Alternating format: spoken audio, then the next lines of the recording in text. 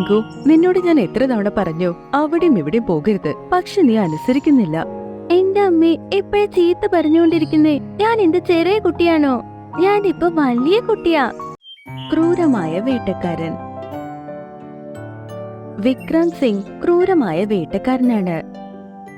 അവൻ ഒരിക്കലും മൃഗങ്ങളോട് കരുണ കാണിച്ചതേയില്ല. പാവപ്പെട്ട മൃഗങ്ങളെ കൊന്ന് അതിന്റെ തോല് അവൻ വിദേശത്തിലേക്ക് അയക്കും. ചില സമയം മൃഗങ്ങളെ വേട്ടയാടി അതിനെ കറിവെട്ടുന്നവനും കൊടുക്കും. ഉച്ചയാകാൻ പോകുന്നു. ഇതുവരെ ഒരു വേട്ട പോലും കിട്ടിയില്ല. ഈ നഗരത്തിലെ സൂവിലേക്ക് മാനിനെ കൊണ്ടുവരാമെന്ന് ഞാൻ ഏറ്റതാ. പണം അഡ്വാൻസായും വാങ്ങി. ഇന്ന് ഞാൻ മാനിനെ വേട്ടയാടിയില്ലെങ്കിൽ പ്രശ്നത്തിലാകുമല്ലോ. വിക്രാന്ത് സിംഗ് അങ്ങനെ മനസ്സിൽ പറഞ്ഞുകൊണ്ട് പതുങ്ങിയിരുന്നു കൊണ്ട് മാൻ ഇപ്പൊ വരുമെന്ന് കാത്തിരുന്നു. പക്ഷേ വൈകുന്നേരവുമായി ഒരു മാൻ പോലും വന്നതേയില്ല. ഈ കാലത്ത് മൃഗങ്ങൾക്ക് വരെ ബുദ്ധി വന്നു തുടങ്ങിയല്ലോ. വിക്രാന്ത് സിംഗ് അങ്ങനെ ചിന്തിച്ചുകൊണ്ടിരുന്നു. അപ്പോഴാണ് ഒരു മാൻ വരുന്ന ശബ്ദം അവൻ കേട്ടത്. ഉടനെ അവൻ ചെടികൾക്കിടയിൽ ചെന്ന് മറഞ്ഞു. അപ്പൊ അവൻ കണ്ടു ചില മാനുകൾ അവനെ നോക്കി വരുന്നത്. ആഹാ, ദിവസം മുഴുവനും കാത്തിരുന്നതിന് പ്രയോജനം കിട്ടാൻ പോകുന്നു. അങ്ങനെ അവൻ ഒരു മാനിനെ ഉന്നം വെച്ച് തോക്കുപിടിച്ചു. ആ മാൻകൂട്ടത്തിൽ ചിങ്കി എന്നൊരു മാൻ അതിന്റെ കുഞ്ഞ് പിങ്കു മാനിനോടൊപ്പം വന്നുകൊണ്ടിരുന്നു. പിങ്കുവിനോട് ചിങ്കി പറഞ്ഞുകൊണ്ടേയിരുന്നു. പിങ്കു, നിന്നോട് ഞാൻ എത്ര തവണ പറഞ്ഞു അവിടെയും ഇവിടെയും പോകരുത്, പക്ഷെ നീ അനുസരിക്കുന്നില്ല. എന്റെ അമ്മേ എപ്പോഴും ചീത്ത പറഞ്ഞുകൊണ്ടിരിക്കുന്നേ. ഞാൻ എന്ത് ചെറിയ കുട്ടിയാണോ? ഞാൻ ഇപ്പൊ വലിയ കുട്ടിയാ. പിങ്കു, ഞാൻ പറഞ്ഞത് മാത്രം കേൾക്ക്. കണ്ടു, വൈകുന്നേരമായി, ഇരുട്ടാകാനും പോകുന്നു. പക്ഷെ പിങ്കു അമ്മ പറഞ്ഞത് കേട്ടതേയില്ല. കുറച്ചവരുടെ ശ്രദ്ധ വേറെ ഭാഗത്ത് ചെന്നാൽ പിങ്കു വേറെ ഭാഗത്തേക്ക് പോകും. ഈ അമ്മ എപ്പ നോക്കിയാൽ എന്നെ വഴക്ക് പറഞ്ഞുകൊണ്ടിരിക്കുന്നു. ഞാനിപ്പോ വലുതായി, എനിക്ക് ഒറ്റയ്ക്ക് പോകാൻ ആഗ്രഹം ഉണ്ടാകും. പിങ്കു അമ്മയെ വിട്ട് ദൂരത്തേക്ക് ചെന്നു. പക്ഷെ അതിനറിയാത്ത കാര്യം അതൊരു ആപത്തിലേക്കാണ് പോയിക്കൊണ്ടിരിക്കുന്നത് എന്ന്. ചെടിക്കിടയിൽ ഒളിഞ്ഞു നിന്ന് വിക്രാന്ത് സിംഗ് ആ മാനിനെ കൊല്ലാനായി ശ്രമിച്ചുകൊണ്ടിരുന്നു. ഈ മാൻകുട്ടി വളരെ ചെറുതാണല്ലോ. പക്ഷേ മാർക്കറ്റിൽ ഇതിനാണ് ഡിമാൻഡ്. ഇതിന് ഒരുപാട് പണം കിട്ടും. നന്നായി ഇത് തനിയെ വന്നത്. ഇപ്പോൾ ഇതിനെ ഞാൻ ഈസിയായി വേട്ടയാടും. അങ്ങനെ ചിന്തിച്ച് വിക്രാന്ത് സിംഗ് വീണ്ടും ആ തോക്കിന്റെ ഉന്നം മാനിലേക്കാണ് വെച്ചതും. ആ സമയത്ത് പിങ്കു ആ കാട്ടിലുള്ള ഒരു നദിക്കടുത്ത് വന്ന് അതിൽ കാണുന്ന രൂപം കണ്ട് സന്തോഷിച്ചുകൊണ്ടേയിരുന്നു. എന്നെ കാണാൻ എന്തൊരു സ്മാർട്ടാണല്ലേ. ഒരു ഹീറോനെ പോലെ ഞാൻ വളർന്ന് വലിയ ഹീറോ ആയി മാറും. അപ്പൊ അപ്പുറത്ത് വിക്രാന്ത് സിംഗ് പിങ്കുവിനെ വെടിവെച്ചു. അപ്പൊ അതിൽ നിന്ന് വന്ന ഉണ്ട പിങ്കുവിന്റെ ശരീരത്തിൽ പാഞ്ഞു കയറി. അമ്മേ അമ്മേ. അങ്ങനെ പിങ്കുവിന്റെ ശബ്ദം കേട്ടുടനെ അതിന്റെ അമ്മ ചിങ്കുവിനെ എന്ത് സംഭവിച്ചെന്നേ അറിയില്ല. അയ്യോ, ഇതെന്റെ മക പിങ്കുവിന്റെ ശബ്ദമല്ലേ? എന്തു പറ്റി? എത്ര തവണ ഞാൻ പറഞ്ഞതാ ഞങ്ങളുടെ കൂടെ തന്നെ നിൽക്കാൻ. അവൻ കേൾക്കുന്നേയില്ല. പിങ്കു, പിങ്കു, നീ എവിടെ പോയി? പിങ്കു, നീ എവിടെയാണ്? ചിങ്കു പിങ്കുവിനെ തേടി ഓടാൻ തുടങ്ങി. അപ്പൊ അവളുടെ കൂടെ ഉണ്ടായിരുന്ന ആ മാൻകൂട്ടം അവളെ തടഞ്ഞ് അവളോട് ഇങ്ങനെ പറഞ്ഞു. ചിങ്കി, ഭ്രാന്തിയെ പോലെ കാണിക്കരുത്. നിന്റെ കുഞ്ഞിനെ ഉറപ്പായും വേട്ടക്കാരൻ ഷൂട്ട് ചെയ്തതാ. നീയും അവന്റെ അടുത്തേക്ക് പോയാൽ അവൻ നിന്നെയും കൊല്ലും. അയ്യോ, കൊല്ലാണെങ്കിൽ കൊല്ലട്ടെ, ഞാനൊരു അമ്മയാ. എന്റെ കുഞ്ഞ് കഷ്ടപ്പെടുന്നത് കണ്ട് ഞാൻ എങ്ങനെ വെറുതെ ഇരിക്കും? അങ്ങനെ പറഞ്ഞ മാൻ വേഗത്തിൽ ഓടിക്കൊണ്ട് മകൻ എവിടെയാണെന്ന് അന്വേഷിക്കാൻ തുടങ്ങി. അപ്പുറത്ത് പിങ്കു മാനിന് വെടിയേറ്റത് കൊണ്ട് നന്നായി പരിക്ക്. പാവ പരിക്കിൽ നിന്ന് രക്തം ഒഴുകിക്കൊണ്ടേയിരുന്നു. അതിന്റെ കണ്ണെല്ലാം ഇരുട്ടാകാനും തുടങ്ങി. അയ്യോ, എനിക്ക് എന്താ പറ്റുന്നേ? എന്റെ കണ്ണൊക്കെ ഇരുട്ടാകുന്നത്. എനിക്ക് എന്തു പറ്റിയെന്ന് അറിയില്ല അമ്മേ. അങ്ങനെ പറഞ്ഞുകൊണ്ട് പിങ്കു ബോധം കെട്ടി വീണ് ആ നദിക്കുള്ളിലേക്ക് പോയി. നദികളിൽ മീനുകളുടെ രാജാവായ മോഹന്റെ ശ്രദ്ധ പിങ്കുവിൽ പെട്ടു. ഇവൻ പിങ്കുവാണല്ലോ. ഇതെന്റെ പ്രിയ സുഹൃത്ത് ചിങ്കിയുടെ മകനാണ്. അയ്യോ ദൈവമേ, എന്തു പറ്റിയതാ? ഉറപ്പായും ആ വേട്ടക്കാരനായിരിക്കും ഷൂട്ട് ചെയ്തത്. അപ്പ മീനുകളുടെ രാജാവ് നദിയിലുള്ള എല്ലാ മീനുകളോടും വരാൻ പറഞ്ഞ് അവരോട് പറഞ്ഞു. സുഹൃത്തുക്കളെ, കേട്ടോളൂ. ഇതെന്റെ ഫ്രണ്ടിന്റെ മകനാണ്. ഇവന്റെ അവസ്ഥ നിങ്ങൾ കാണുന്നുണ്ടല്ലോ. ഇവനെ ഷൂട്ട് ചെയ്തതാ. ഉറപ്പായും ആ വേട്ടക്കാരൻ വിക്രാന്ത് ആയിരിക്കും ഷൂട്ട് ചെയ്തത്. നമ്മുടെ എല്ലാം ശത്രുവാണവൻ. ഇതിനു മുൻപ് നമ്മുടെ ഫ്രണ്ട്സിനെയും അവൻ വലയെറിഞ്ഞു കൊണ്ടുപോയിട്ടുണ്ട്. നമുക്ക് ഉറപ്പായും ഇവനെ രക്ഷിക്കണം. ഇവനെ നമുക്ക് ഒളിപ്പിച്ചു വെക്കണം. ആ വിക്രാൽ സിംഗ് ഉറപ്പായും ഇവനെ കൊണ്ടുപോകാൻ വരും. മീനുകളുടെ രാജാവ് പറഞ്ഞത് കേട്ട് അവിടെയുള്ള മീനുകളെല്ലാം പറഞ്ഞു, ഞങ്ങൾ എന്ത് ചെയ്യണമെന്ന് പറയോ? കുളത്തിലുള്ള ഇലയെടുത്ത് ഇവനെ നമുക്ക് ചികിത്സിക്കാം. അതിനു മുൻപ് തുളഞ്ഞു കയറിയ വെടിയുണ്ട എടുക്കണം. വെടിയുണ്ടയുടെ വിഷം അവന്റെ ശരീരത്തിലേക്ക് പോകാൻ പാടില്ല. മീനുകൾ ഉടനെ ചെന്ന് ആ ഗുണ്ട പുറത്തെടുക്കാനായി ശ്രമിച്ചു. പിങ്കുവിന് ബോധവും വന്നിട്ടില്ലായിരുന്നു. മറ്റു മീനുകൾ ആ നദിക്കുള്ളിലുള്ള ചില മൂലിക ചെടികൾ കൊണ്ടുവന്ന് അത് പിഴിഞ്ഞ് പിങ്കുവിന്റെ പരിക്കിൽ അത് തേച്ചു കൊടുത്തു. ആ കുറച്ചു കഴിയുമ്പോൾ അവന് ബോധം തിരിച്ചു കിട്ടും. കുറച്ചു കഴിയുമ്പോൾ ആ വേട്ടക്കാരനും വരും. എന്നാൽ ഇത്തവണ നമ്മൾ അവനെ ഒരു പാഠം പഠിപ്പിക്കണം. അപ്പുറത്ത് പിങ്കുവിന്റെ അമ്മ പിങ്കുവിനെ അന്വേഷിച്ച് നദിക്കടുത്ത് വന്നു. പക്ഷെ അവിടെ പിങ്കു ഇല്ലായിരുന്നു. ഇവിടെ നല്ല ശബ്ദം വന്നത്, പക്ഷേ ഇവിടെ എന്റെ മകൻ പിങ്കു ഇല്ലല്ലോ. Pink pink. അപ്പൊ നദിയിലുള്ള മീനുകളുടെ രാജാവിന് പിങ്കുവിന്റെ ശബ്ദം കേട്ടു. അയ്യോ അയ്യോ, ഇത് ചിങ്കിയുടെ ശബ്ദമാ. അവൾ പിങ്കുവിനെ അന്വേഷിച്ച് ഇവിടേക്ക് വരുന്നതായിരിക്കും. എന്നാൽ അവൾ ചെയ്തത് തെറ്റാ. ആ വേട്ടക്കാരൻ ഇപ്പോൾ വന്നാൽ എന്ത് ചെയ്യും ഇപ്പോൾ നമ്മൾ? എനിക്ക് ഒരു പിടിയും കിട്ടുന്നില്ല. മീനുകളുടെ രാജാവ് ആലോചിക്കുന്നതിന് മുന്നേ ആ വേട്ടക്കാരൻ അവിടേക്ക് വന്നു. ആ മാൻകുട്ടി എവിടെ പോയി? ഞാനതിനെ ഷൂട്ട് ചെയ്തതാ. അത് ഓടിപ്പോയതാണോ? ഓ ഷേ, എന്റെ അധ്വാനമെല്ലാം പാഴായി പോയല്ലോ. പക്ഷെ അപ്പ ആ വേട്ടക്കാരന്റെ ശ്രദ്ധ ചിങ്കിയിലായിരുന്നു. ആഹാ, കൊള്ളാമല്ലോ. ഇതിനെയാണ് ഭാഗ്യമെന്ന് പറയുന്നത്. ഒരു വേട്ട കയ്യിൽ നിന്ന് പോയപ്പോൾ രണ്ടാമത്തെ വേട്ട അന്വേഷിച്ചു വന്നിരിക്കുന്നു. ഞാനാണ് ലോകത്തിലെ ഭാഗ്യവാൻ. ശരി, ഇതിന്റെ കാര്യവും അങ്ങ് ഏറ്റെടുത്തേക്കാം. അങ്ങനെ പറഞ്ഞ് വിക്രാന്ത് സിംഗ് അവന്റെ തോക്കെടുത്ത് ഒന്നും നോക്കി അവൻ ചിങ്കിയെ വെടിവെച്ചു. അപ്പോ പെട്ടെന്ന് വലിയ അലറൽ ശബ്ദം കേട്ടു. പക്ഷെ ആ ശബ്ദം ചിങ്കിയുടേതല്ല, അത് വിക്രാന്ത് സിംഗിന്റേതാണ്.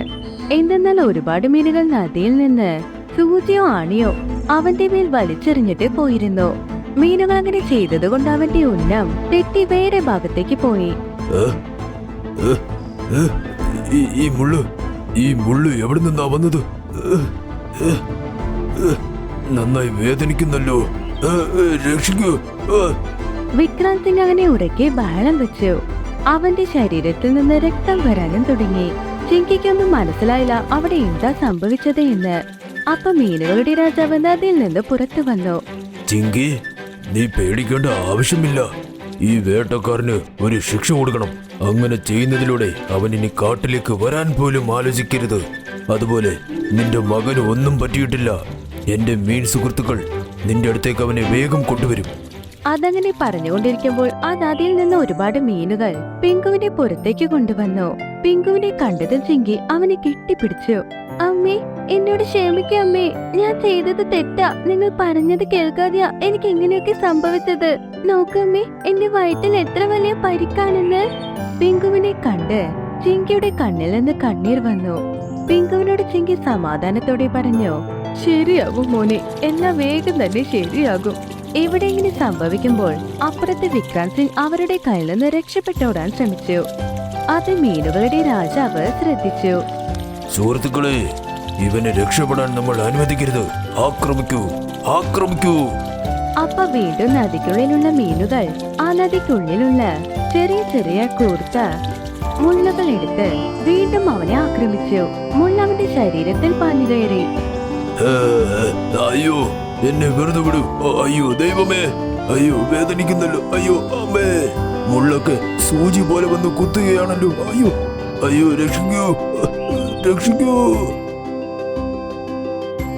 വിക്രാന്ത് സിംഗ് അവിടെ ബോധം കെട്ടി വീണു. അവൻ ചെയ്ത തെറ്റിന് അവന് ശിക്ഷയും കിട്ടിയിരുന്നു. എന്റെ അധ്വാനം എല്ലാം പാഴായിപ്പോയി.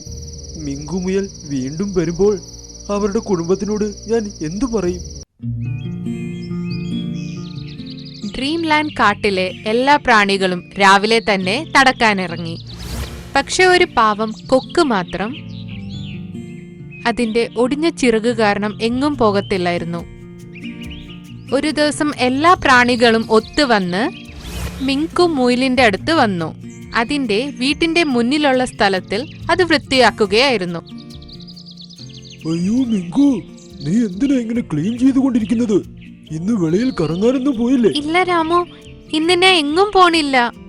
കുറച്ചു ദിവസം മുൻപേ ഞാൻ ഇവിടെ വന്നേ, പക്ഷെ ഇവിടെ വന്നിട്ട് ഞാൻ എന്റെ വീട്ടുകാരെ ഒക്കെ മറന്നുപോയി. ഇനി ഞാൻ എന്റെ വീട്ടുകാരെ വിളിക്കാൻ പോവാ. ഇനി തൊട്ട് അവരെന്റെ കൂടെ തന്നെ ആയിരിക്കും. അവര് വരണ മുമ്പേ തന്നെ അവർക്ക് തിന്നാനുള്ളതെല്ലാം റെഡിയാക്കണം. അങ്ങനെയാണെങ്കിൽ അവർക്ക് വേണ്ടിയാണ് ഈ സ്ഥലം ക്ലീൻ ചെയ്യുന്നത്. ആ, ഇവിടെയൊക്കെ വൃത്തിയാക്കിയിട്ട് ഞാൻ ഇനി ക്യാരറ്റ് നടാൻ പോവാ. ഇങ്ങനെ ചെയ്താ ഇനി തൊട്ട് എനിക്കും എന്റെ കുടുംബത്തിനും തിന്നാൻ പ്രശ്നമേ ഉണ്ടാവില്ല. ഇത് വളരെ നല്ല കാര്യമാണല്ലോ. ഇപ്പൊ നിങ്ങൾ പൊക്കോ, കുറച്ചു ദിവസത്തിന് ശേഷം ഞാൻ നിങ്ങളുടെ കൂടെ വരാം. എന്നാൽ നിന്റെ കൂടെ ജോലി നോക്കാൻ ഇവിടെ ആരെങ്കിലും വേണ്ടേ? ഇത് പറഞ്ഞോണ്ട് രാമു ആന കൊക്കിനോട് പറഞ്ഞു. സരസ്, നീ ഇവിടെ മിങ്കുവിനോട് സംസാരിച്ചുകൊണ്ടിരിക്കെ. അവൾക്കും അപ്പോൾ വിഷമമാകില്ല. നമുക്ക് പോകാം.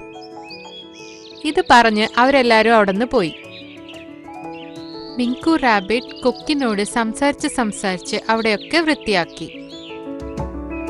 അതുകൊണ്ട് തന്നെ രണ്ടുപേർക്കും ഒട്ടും തന്നെ ബോറടിച്ചില്ല. കൊക്കിനോട് ആദ്യം വൃത്തിയാക്കി, പിന്നെ കുഴിച്ചു, പിന്നെ വിത്തിട്ടപ്പോ തന്നെ വൈകുന്നേരമായി. കൊക്കേട്ടാ, ഇവിടുത്തെ പണിയൊക്കെ ഞാൻ ചെയ്തു, പക്ഷെ വൈകുന്നേരം തന്നെ എനിക്ക് പോണം. പക്ഷെ എനിക്ക് മനസ്സിലാവണില്ല, ഞാൻ വരും വരെ അത്രയും ദിവസം എന്റെ കൃഷിയൊക്കെ ആര് നോക്കി നടത്തും? എനിക്ക് ചെയ്യാൻ ഇവിടെ ഒരു പണിയുമില്ല. ഞാൻ നല്ലതുപോലെ നോക്കിക്കോളാം. നിങ്ങൾ വിഷമിക്കാതെ നിങ്ങളുടെ കുടുംബത്തിനെ വിളിച്ചുകൊണ്ട് പൊക്കോ. നിനക്ക് ഒരുപാട് നന്ദി കൊക്കേട്ടാ. അങ്ങനെ പറഞ്ഞിട്ട് മിങ്കു റാബിറ്റ് അവിടെ നിന്ന് അപ്പൊ തന്നെ പോയി. കൊക്ക് അവിടെ തന്നെ ഇരുന്ന് കൃഷിക്ക് കാവലിരിക്കുകയായിരുന്നു. അവിടെ ഭൂമിന്ന് എന്തോ ശബ്ദം വന്നു. അവൻ കണ്ടു, മുമ്പിൽ നിന്നും 2 ആനകൾ ഓടി വരണുണ്ടായിരുന്നു.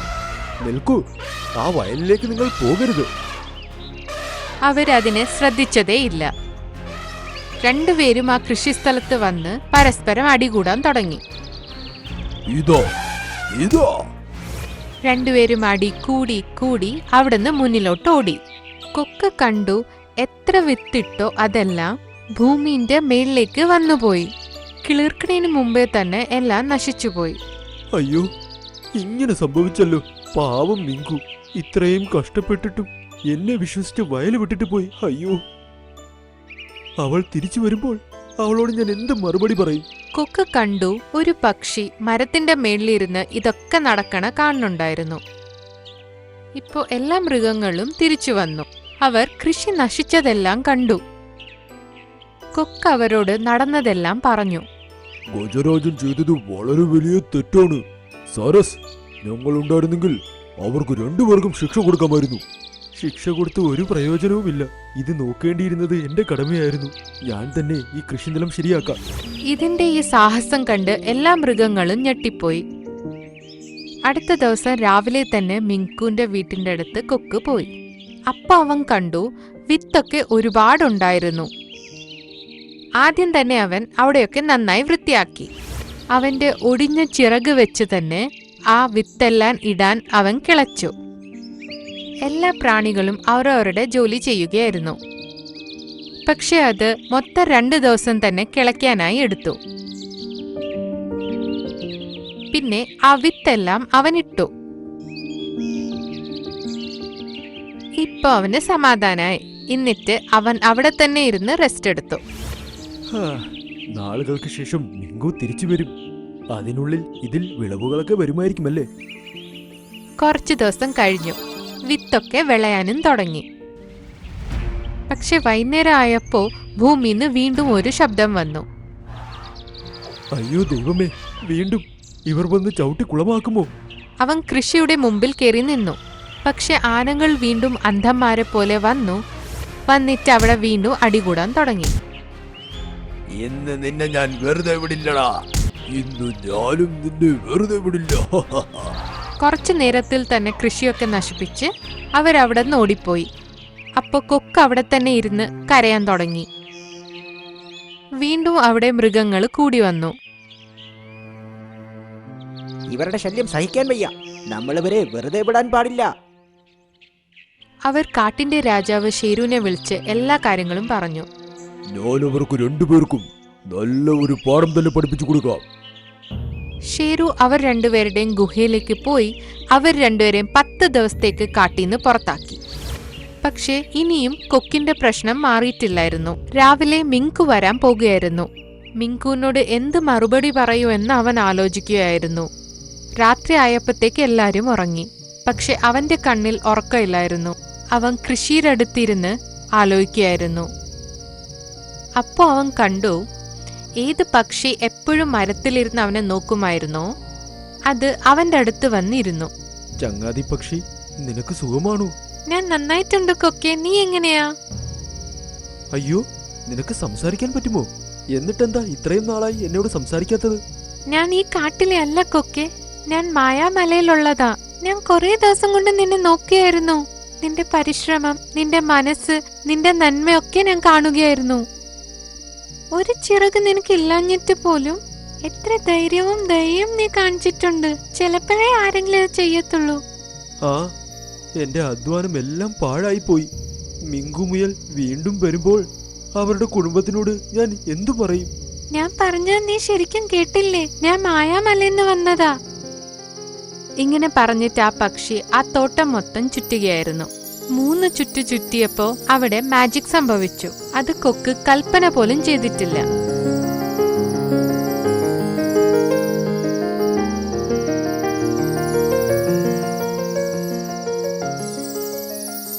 ഭൂമി താനെ വൃത്തിയായി. മുമ്പത്തെക്കാളും ഒരുപാട് ക്യാരറ്റ് അവിടെ വന്നു. ആ, കൊള്ളാമല്ലോ. വളരെ മനോഹരമായ ഒരു വയലായി ഇത്. നിങ്ങൾക്ക് കോടാനുകോടി നന്ദി. ഇപ്പോഴേ നന്ദി വേണ്ട, ഇനി ഒരു കാര്യം കൂടെ ഉണ്ട്. എന്ത് ജോലി? ഇത് കേട്ടപ്പോ പക്ഷി കൊക്കിന്റെ തലയിലും 3 വട്ടം ചുറ്റി. എന്നിട്ട് ആകാശത്തിൽ പറന്നു. അവസാനമായി ഇവർ എന്താണ് ഈ പറയാൻ വരുന്നത്? കൊക്ക് ശ്രദ്ധിച്ചപ്പോ അവന്റെ ചിറക് ഇപ്പൊ ശരിയായി.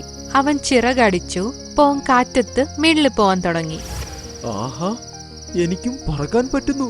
അവന് സന്തോഷം തടുക്കാൻ പറ്റിയില്ല. അടുത്ത രാവിലെ മിങ്കു റാബിറ്റ് അവന്റെ കുടുംബത്തോടെ അവിടെ വന്നു. അപ്പോ അതിന്റെ ഒപ്പം തന്നെ ബാക്കി മൃഗങ്ങളും അവിടെ വന്നു. പക്ഷെ അവര് കണ്ടപ്പോ ആ തോട്ടം മൊത്തം പച്ചപ്പായിരുന്നു. കൊക്കും മൊത്തം ശരിയായി. അപ്പോ അവരെല്ലാരും ഞെട്ടിപ്പോയി. എന്നിട്ട് കൊക്ക് അവരോട് എല്ലാം പറഞ്ഞു കൊടുത്തു. അപ്പോ എല്ലാ മൃഗങ്ങളും സന്തോഷിച്ചു. എന്റെ കൊക്കേട്ടാ, നിങ്ങൾ എന്റെ കുടുംബത്തിന് വേണ്ടിയിട്ട് എടുത്ത കഷ്ടം, അതിന്റെ നന്ദി എനിക്ക് ഒരിക്കലും വീട്ടാൻ പറ്റില്ല. ഇത് എന്റെ ഭാഗ്യമാണ്. നിന്റെ ഈ തോട്ടം കാരണമാണ് എന്റെ എല്ലാ പ്രശ്നങ്ങളും അവസാനിച്ചത്. എനിക്കിപ്പോൾ പറക്കാൻ പറ്റും. പറഞ്ഞിട്ട് അവൻ സന്തോഷത്തിൽ ചിറകടിക്കാൻ തുടങ്ങി. ബാക്കിയുള്ള മൃഗങ്ങളും സന്തോഷത്തിൽ തുള്ളിച്ചാടാൻ തുടങ്ങി. ആര് മറ്റുള്ളവരുടെ നന്മ ഓർക്കും, അവർക്കൊരിക്കലും തിന്മ സംഭവിക്കില്ല.